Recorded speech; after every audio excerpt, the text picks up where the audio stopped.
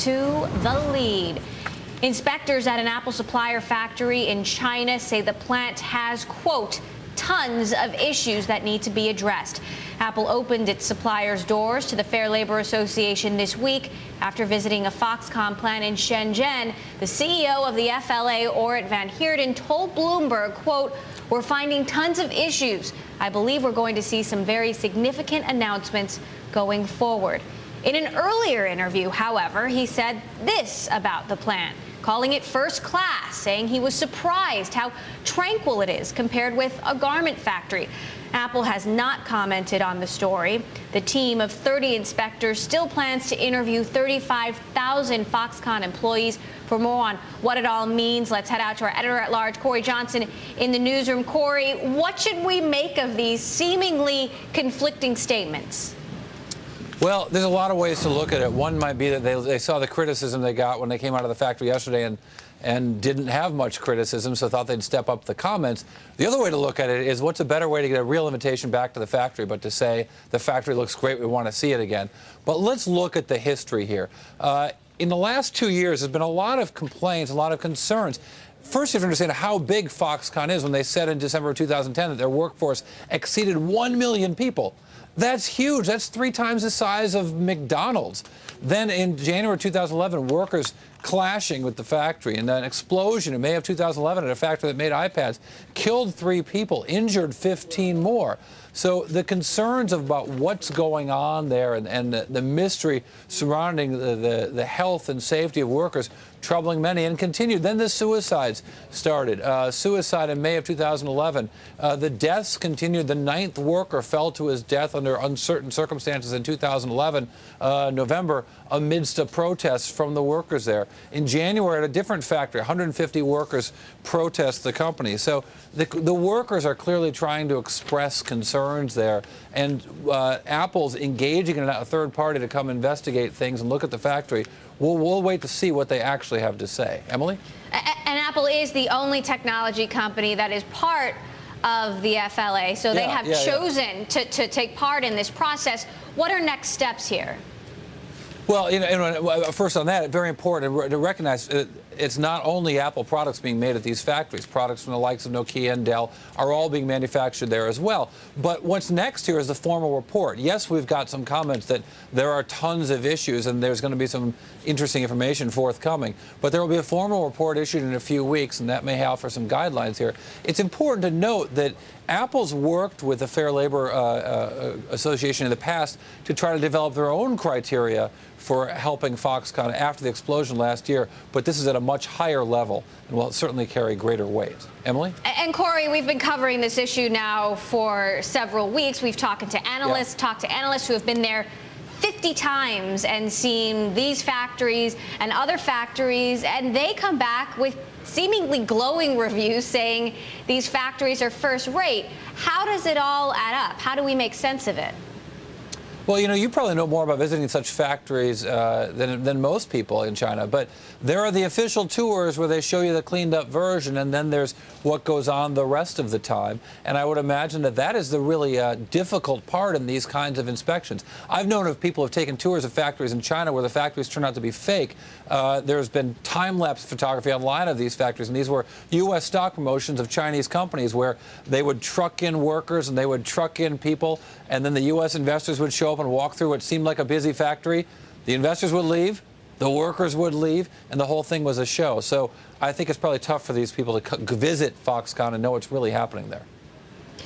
Apple has said they're being given unrestricted access. Critics are saying it's not enough. We're definitely going to keep on top of this story. Thanks so much, Cory, for your thoughts there. For more now on the FLA's findings and what they mean for Apple's future under Tim Cook, let's turn to Bloomberg contributing editor Nick Thompson, also a senior editor at The New Yorker, who has written extensively on Apple's supply chain. Nick, great to have you as always. How bad does this sound?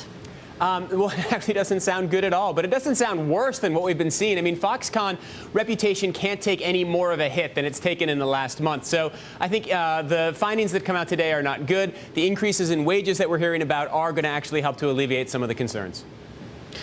How fair is it to sort of blame Apple in this situation when they're the only ones that are part of the Fair Labor Association, and we really don't have other tech factories in China to compare this to.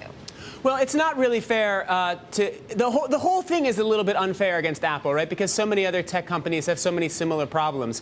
However, Apple, due to its reputation, due to the people who use its phones, due to its prominence, is going to get hit the most by this, so they need to have the highest standards. The choices that Apple has made over the last few years are not necessarily the ones that would lead to the highest standards. It's something you see a lot in technology. When you're at the very top, you have to really pay attention to these things, and Apple has not.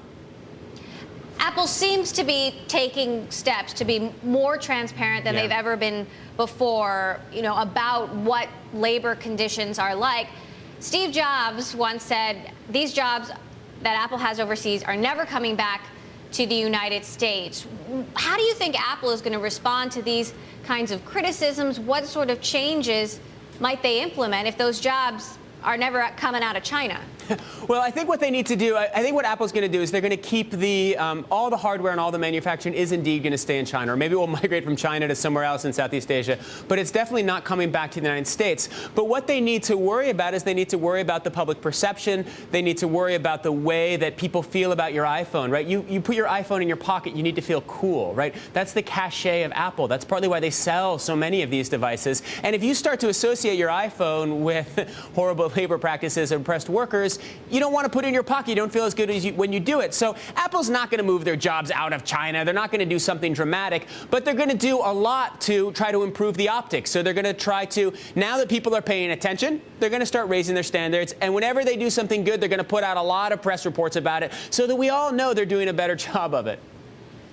Now, in terms of public perception, as I was speaking with Cory before, we've talked to a number of different analysts who've been to China multiple times and seen the inside of these factories multiple times, have actually very positive things to say about them. How do we sort of reconcile those comments with this inspector saying there are tons of issues? Well, as Cory said, right, I mean, if somebody does an inspection, you can clean the house before the inspection. So we would need to really know that those inspections, it's like nuclear weapons inspections, right? You go and you do it and everything looks great, and then the day after you leave, everything is changed. You need to make sure that you trust that the inspections are surprised, they're sort of randomized, they're done by people who are intrinsically skeptical. So we don't know whether to trust all those initial inspections, and the general perception is that we shouldn't. And there's been so much reliable information about horrible conditions in these factories. So many people who have spoken, so much information on the other side that you got to give it a lot of weight.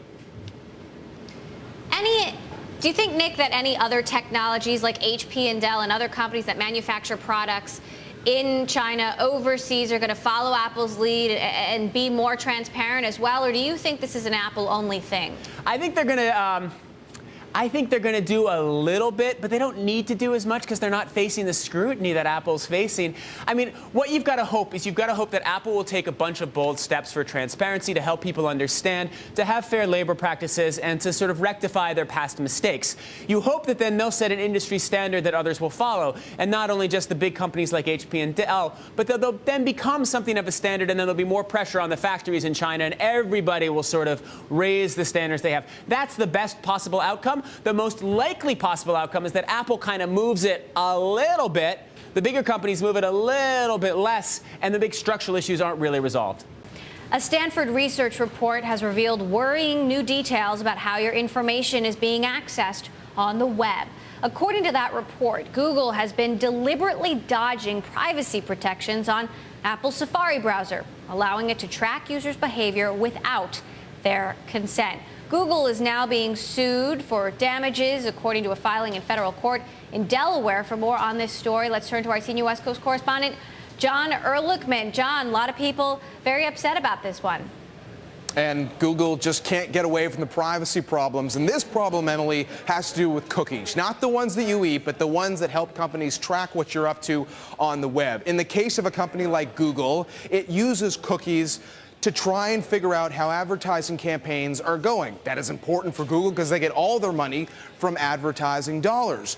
In the case of iPad and iPhone users, the web browser they have is Safari, and there are limitations on the use of cookies through Safari. So what this Stanford grad student found in his research was that Google was tricking that browser into allowing it to enable cookies. So finding a backdoor entrance into this issue. And Google told us that advertising cookies do not collect personal information, but while that is being debated, a lawsuit has been filed, and on top of that, you've got a lot of lawmakers over the course of the day who have been saying it's time to look into this issue. Emily? And Google has also said they've since disabled this code. True. Thanks for that, Jon Erlichman.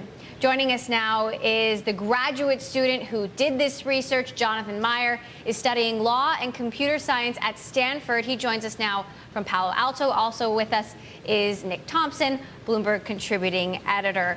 Jonathan, let's start with you. In layman's terms, what exactly is happening here? Well, thanks for having me. So Apple's Safari web browser, which is the default browser, ships with Macs, also the browser for iPhones, iPads, and iPod Touches, includes a privacy protection. And the idea behind this privacy protection is to limit who can store information in your web browser. The idea being that the websites you visit get to store information, but the websites you don't visit, like advertising networks, don't get to store information. But there was a loophole in the implementation of this feature. That loophole allowed a website that you might not otherwise have thought you were visiting to set cookies or store information in the browser. If the user clicked on a form, if they submitted a form, so for example, a survey on the side of a page. But the implementation of this feature was such that there didn't actually have to be any fields in the proverbial survey, and the user didn't actually have to click. You could use a little bit of code to click for the user.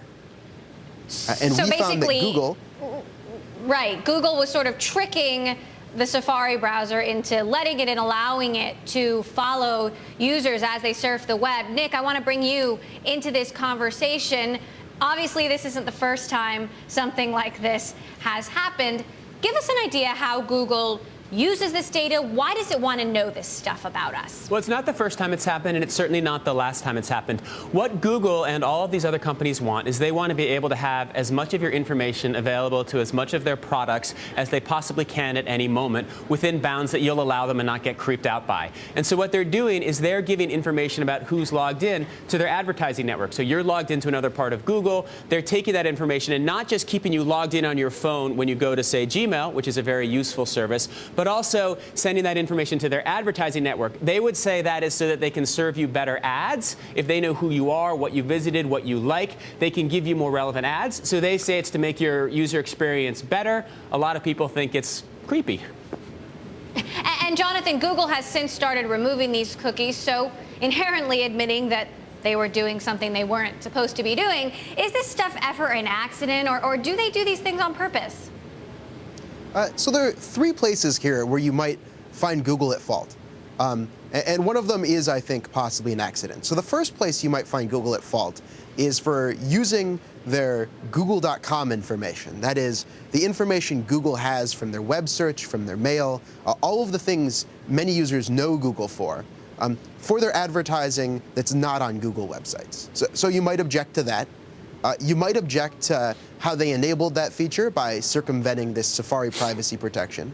But the last step, which I think is probably the one that most are concerned about, is how in the process of circumventing Safari's feature for that personalization, they inadvertently, they claim, allowed all their ordinary ad tracking to occur.